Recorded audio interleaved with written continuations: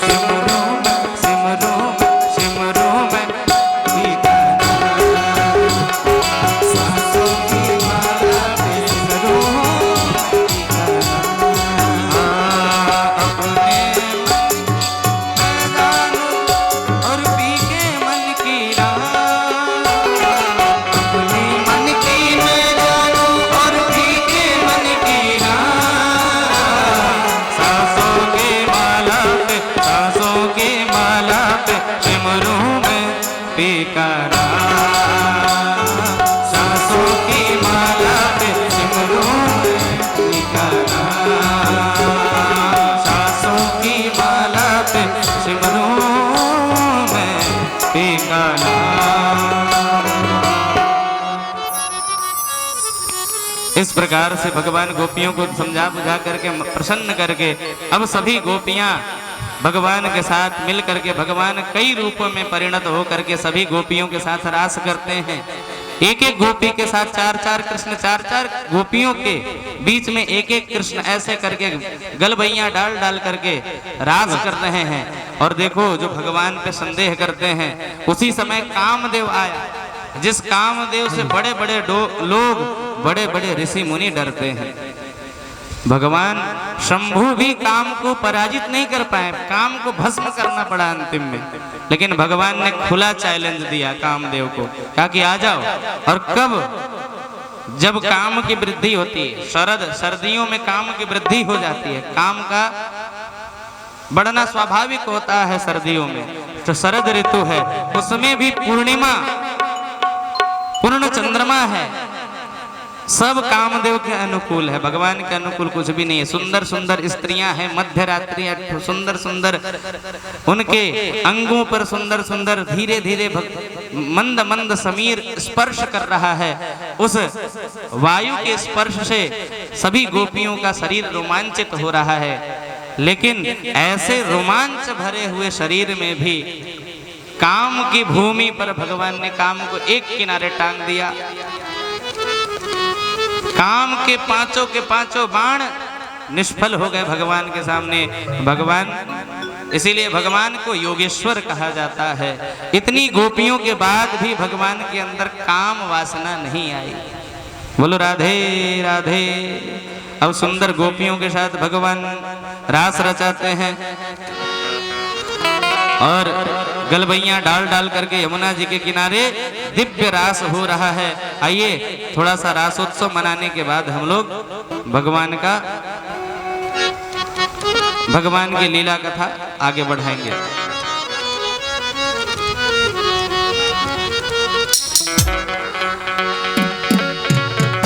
अरे रास रचो है, रास रचो है,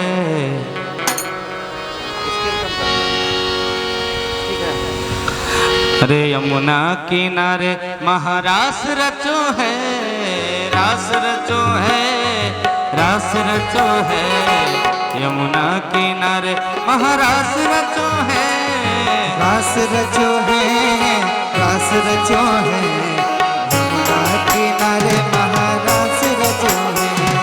राधा नाचे कृष्ण नाचे, नाचे गोपी संग, राधा नाचे कृष्ण नाचे, नाचे गोपी संग, राधा नाचे कृष्ण नाचे, नाचे गोपी संग, राधा नाचे कृष्ण नाचे, नाचे गोपी संग। मन में रो बन गयो सखी रे पावन वृंदावन, क्योंकि मन में रो बन गयो सखी रे पावन वृंदावन। मन में रो बन गयो सखी रे पावन वृंदावन, मन में रो बन गयो सखी रे पावन वृंदावन। अरे रास रचो है, रास रचो है, यमुना किनारे महारास रचो है, रास रचो है, रास रचो है, यमुना किनारे महारास रचो है। आप लोग जिस तरह से बैठे हैं हमको एक कहावत याद आ रही है कि हसुआ के ब्याह में खुरपी का गीत गाना।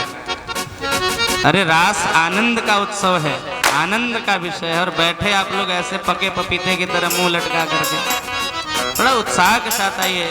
अरे रास रचो है, रास रचो है, यमुना किनारे महारास रचो है, रास रचो है, रास रचो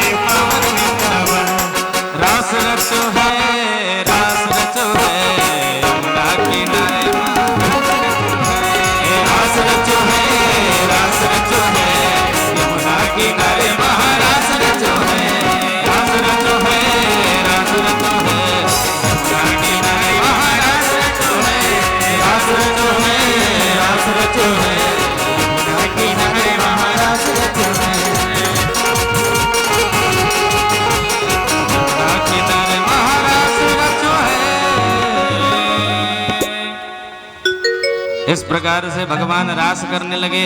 इसी रास में भोलेनाथ सभी गोपियां जब आईं, क्योंकि ये ब्रह्मरात्रि है, ब्रह्मरात्रि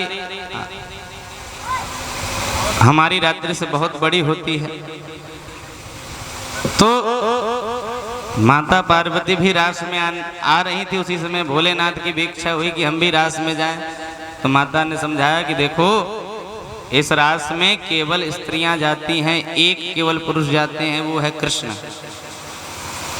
बाबा ने कहा कि अब हम बिना देखे मानेंगे नहीं। बोले आप स्त्री हैं नहीं तो मैं कैसे ले जाऊं? तो बाबा ने कहा कि कोई बात नहीं, स्त्री बन जाएंगे। बोले कैसे?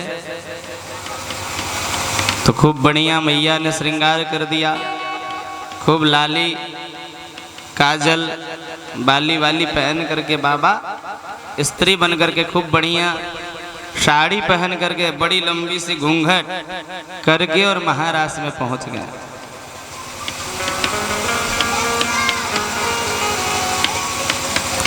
बाबा तो पहुंच गए। अब प्रेम का नृत्य होता है भाई, प्रेम का झूम झूम करके ऐसे रास रचो है, रास रचो, ऐसे गलबैयां डाल करके झूमर खेलने वाले नृत्य, गोपियां प्रेम नृत्य कर रही हैं। और बाबा को तो आता है नहीं नाचने, बाबा तो एक ही नृत्य जानते हैं, तांडव। बाबा को तो तांडव आता है, तो प्रेम का नृत्य। और बाबा जब तांडव करे तो त्रैलोक्य हिल जाता है। तो प्रेम के नृत्य में सब गोपियां नाच रही थी। उसी समय बाबा जो गोपी बने हैं उनने भी नाचना शुरू किया, और बाबा को तो आता है तांडव। जो तांडव शुरू किया, भोलेनाथ ने पूरा त्रैलोक्य हिलने लगा। भगवान ने कहा कि कुछ तो गड़बड़ है, तो सबको रोक करके कहा कि आज हम सभी गोपिकाओं का मुखमंडल देखेंगे कि कैसी दिखती हैं गोपियां। तो सभी लाइन में लग गई। अब एक एक करके सबका घूंघट उठा उठा करके भगवान ने देखना शुरू किया। भोलेनाथ अब डर गए, अब क्या होगा, पोल पट्टी खुल जाएगी। और जैसे ही भगवान ने भोलेनाथ की जैसी बारी आई, तो भगवान ने जैसे ही घूंघट उठाया, बाबा की लंबी सी दाढ़ी दिखाई पड़ गई। बाबा को देख करके कन्हैया बड़ी मंद मंद मुस्कुराने लगे, भोलेनाथ शर्माने लगे। भगवान ने कहा कि चिंता मत करो, हम किसी को बताएंगे नहीं, लेकिन अब आपका ये रूप बड़ा सुंदर लग रहा है, इसीलिए अब आपको इसी रूप में वृंदावन में रहना पड़ेगा। इसीलिए आज भी वृंदावन में शंकर जी हैं, उनका नाम है गोपेश्वर महादेव। बोल गोपेश्वर महादेव की जय। तो वेश गोपी का धारे महाराष्ट्र में, नाचते नाचते होश खोने लगे, नाचते नाचते होश खोने लगे।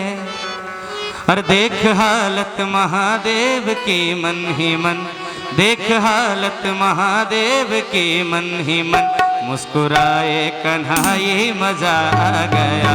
देख मुस्कुराए कन्हैया मजा आ गया। मेरे बंसी धर धर के अपने अधर, मेरे बंसी धर धर के अपने अधर, तूने बंसी बजाई मजा आ गया। ऐसी बंसी बजाई मजा आ गया।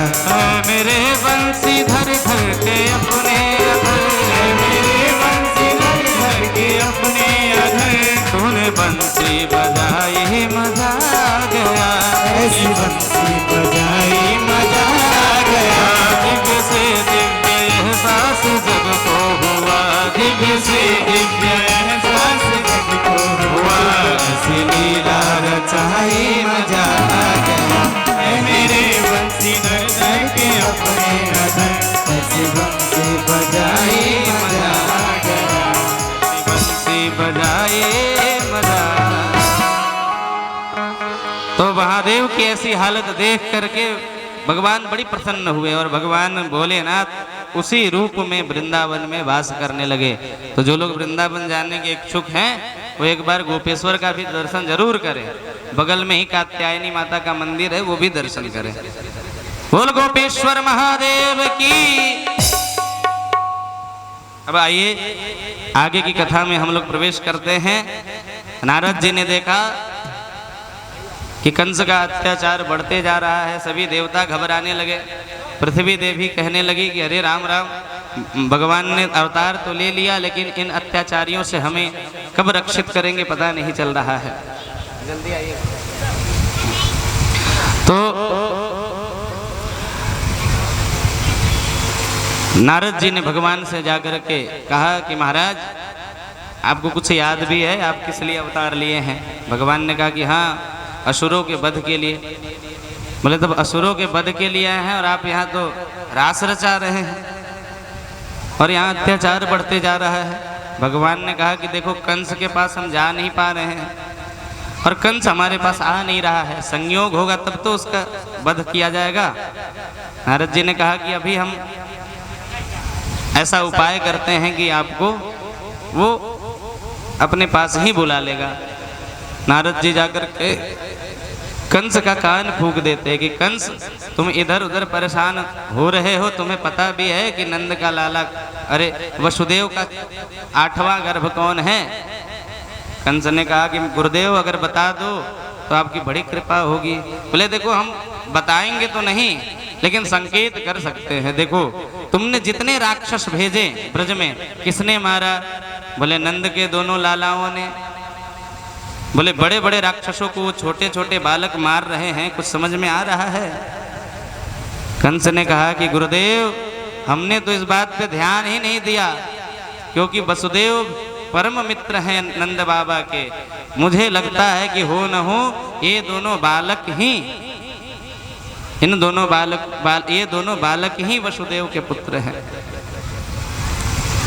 नारद जी ने कहा कि जब समझ ही गए तो समझदार को इशारा काफी है।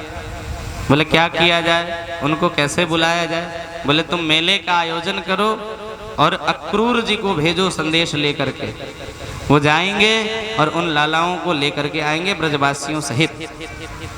कंस को ये बात समझ में आ गई। नारद जी ने भगवान से आकर के बताया, महाराज उपाय कर दिया हूँ, अब तैयार रहिएगा। ऐसा कह करके नारद जी तो काम करके चले गए।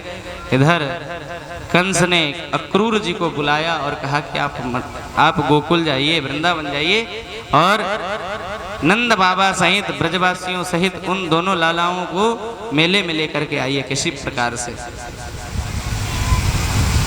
अब कंस की बात को कैसे टाल सकता है कोई? अक्रूर जी खूब बढ़िया रथ सजा करके और मथुरा से वृंदावन की ओर बढ़े। अक्रूर जी भाव विभोर भगवान से मिलने के लिए इतने भाव विभोर हो गए कि सुबह के चले हुए अक्रूर जी शाम को वृंदावन में पहुंचते हैं। शाम के समय गोधूली वेला में दोनों बालक बलराम कृष्ण गैया को लेकर के हाथ में छड़ी लिए हुए, कारी कमरिया कंधे पे टांगे हुए, ग्वाल स्वरूप कृष्ण और बलराम उन गायों के बीच में, गायों के खुरों से उड़े हुए धूलों के बीच में विराजमान हैं और धीरे धीरे अपने पांव को नंद भवन की ओर बढ़ा रहे हैं। उनको देख करके अक्रूर जी सीधे चरणों में गिर गए। भगवान ने उठा करके गले लगाया, बोला बताइए चाचा जी कैसे आना हुआ?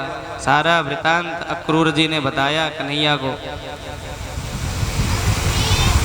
भगवान ने कहा कि देखो, आ तो गए हो, लेकिन ये गोपी और ये ब्रजवासी हमें बहुत प्रेम करते हैं, अपने प्राणों से अधिक हमें प्रेम करते हैं, इसीलिए इनसे दूर ले जाने आ रहे हो तो थोड़ा संभल करके जाना। रात में अक्रूर जी गए और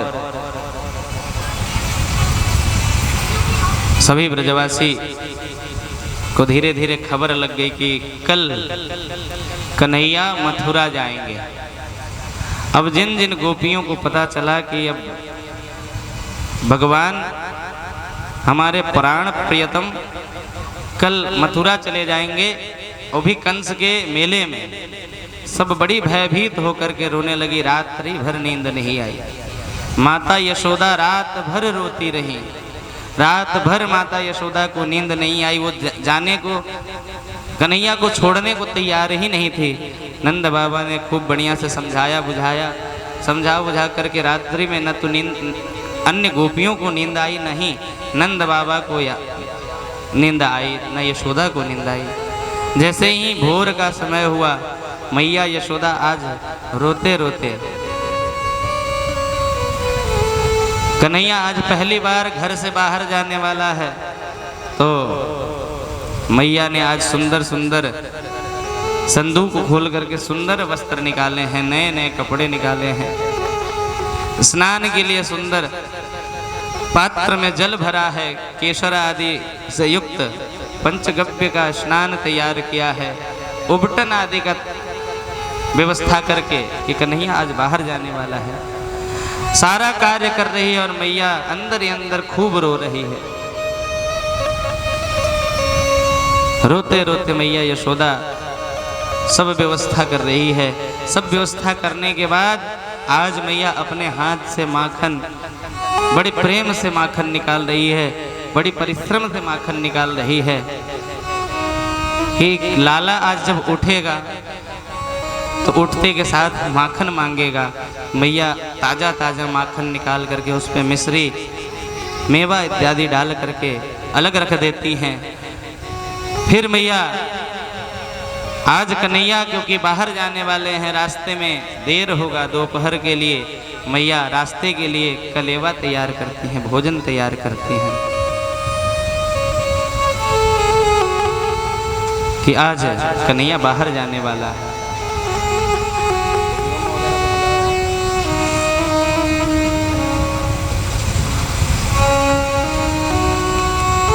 गोपिकाओं को पता चलता है, रात्रि भर सोई नहीं गोपियां। कहा कि अब क्या करोगी, जिनको एक क्षण भी देखे बिना नहीं रह पाती हम लोग, अब वो हमें छोड़ करके जा रहा है।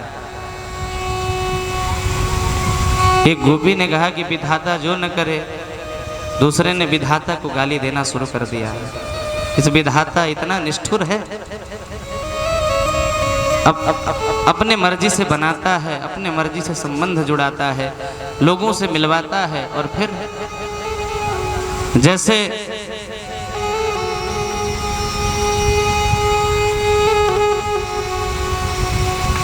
कोई व्यक्ति, कोई बच्चा जैसे बालू का घर बनाता है, खुद ही बनाता है और खुद ही तोड़ देता है मन भर जाने के बाद, वैसे विधाता खुद ही सब कुछ करता है और खुद ही बिगाड़ भी देता है।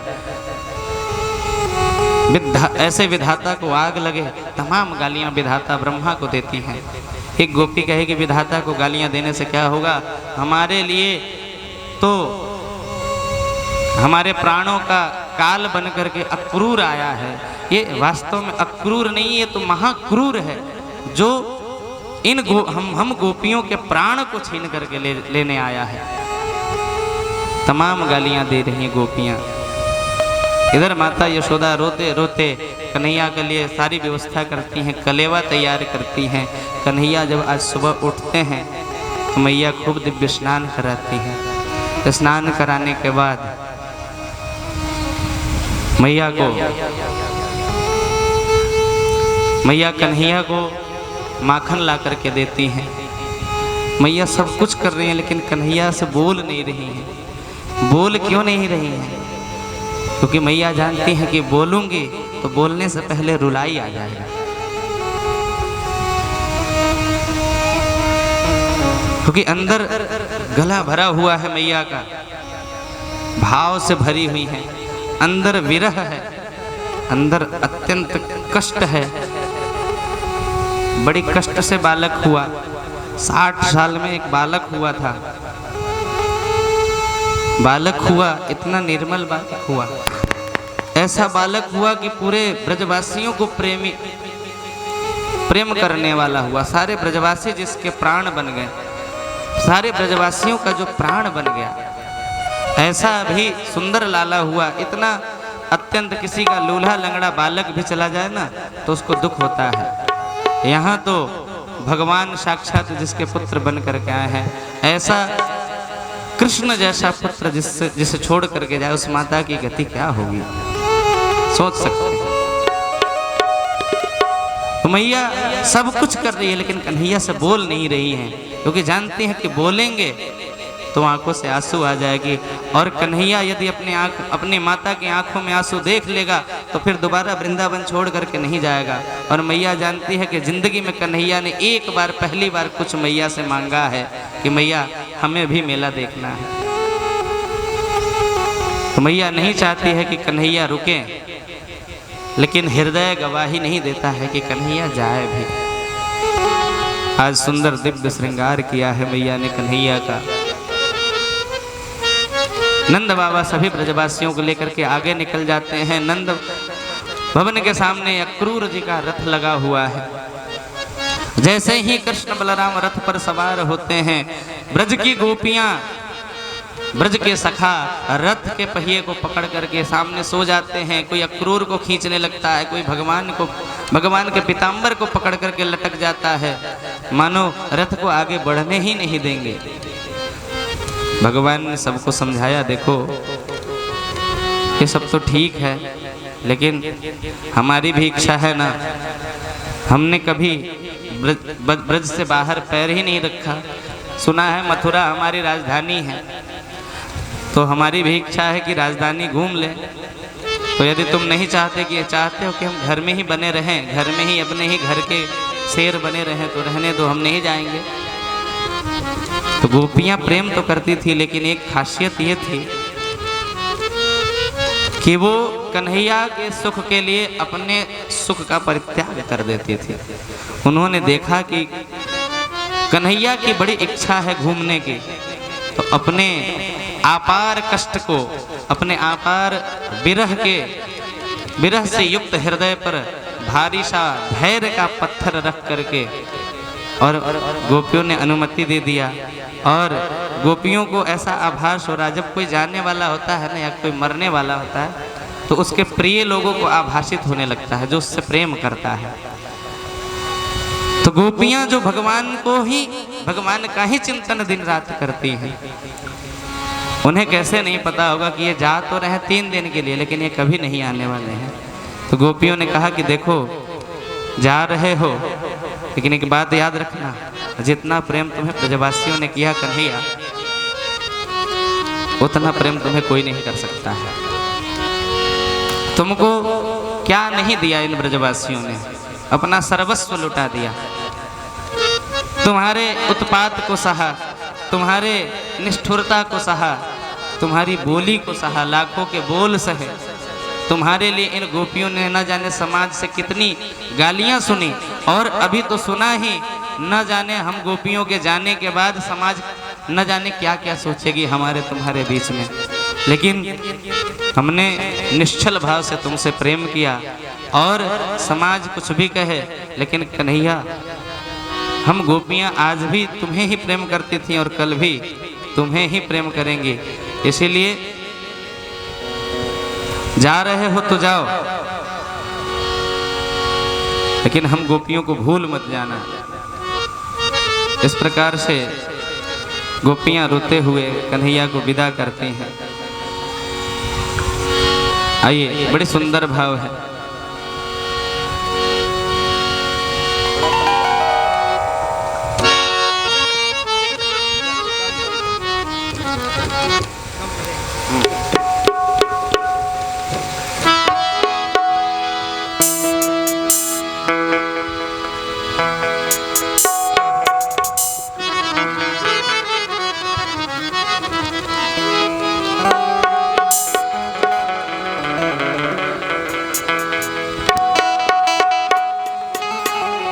जा रहे हो तो जाओ, ब्रज छोड़ कर सबका दिल तोड़ कर, प्रेम ब्रज सा कन्हैया नहीं पाओगे, नहीं पाओगे।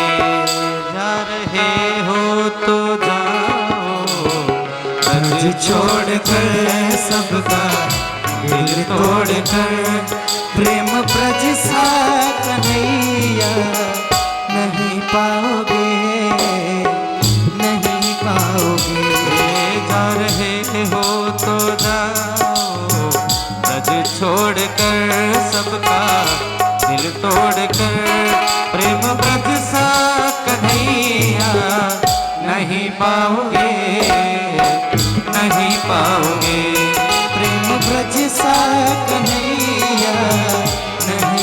पाओगे, नहीं पाओगे।